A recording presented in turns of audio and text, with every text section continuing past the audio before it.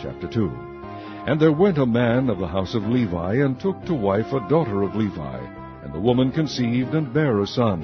And when she saw him that he was a goodly child, she hid him 3 months. And when she could not longer hide him, she took for him an ark of bulrushes, and daubed it with slime, and with pitch, and put the child therein. And she laid it in the flags by the river's brink. And his sister stood afar off, to wit what would be done to him. And the daughter of Pharaoh came down to wash herself at the river, and her maidens walked along by the river's side. And when she saw the ark among the flags, she sent her maid to fetch it. And when she had opened it, she saw the child, and behold, the babe wept. And she had compassion on him, and said, This is one of the Hebrews' children. Then said his sister to Pharaoh's daughter, Shall I go and call to thee a nurse of the Hebrew women, that she may nurse the child for thee? And Pharaoh's daughter said to her, Go. And the maid went and called the child's mother. And Pharaoh's daughter said unto her, Take this child away, and nurse it for me, and I will give thee thy wages. And the woman took the child, and nursed it.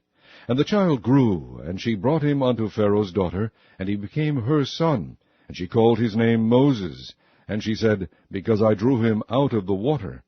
And it came to pass in those days, when Moses was grown, that he went out unto his brethren, and looked on their burdens, and he spied an Egyptian smiting an Hebrew, one of his brethren. And he looked this way and that way, and when he saw that there was no man, he slew the Egyptian, and hid him in the sand.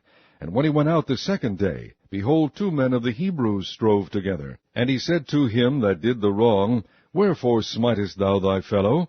And he said, Who made thee a prince and a judge over us? Intendest thou to kill me, as thou killest the Egyptian? And Moses feared, and said, Surely this thing is known. Now when Pharaoh heard this thing, he sought to slay Moses. But Moses fled from the face of Pharaoh, and dwelt in the land of Midian. And he sat down by a well. Now the priest of Midian had 7 daughters, and they came and drew water, and filled the troughs to water their father's flock.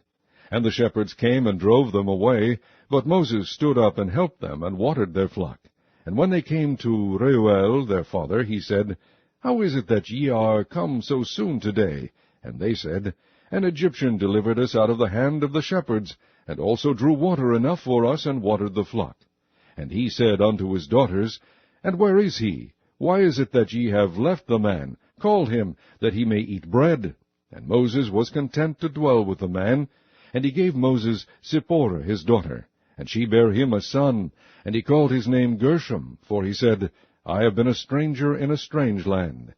And it came to pass in process of time that the king of Egypt died, and the children of Israel sighted by reason of the bondage, and they cried, and their cry came up unto God by reason of the bondage.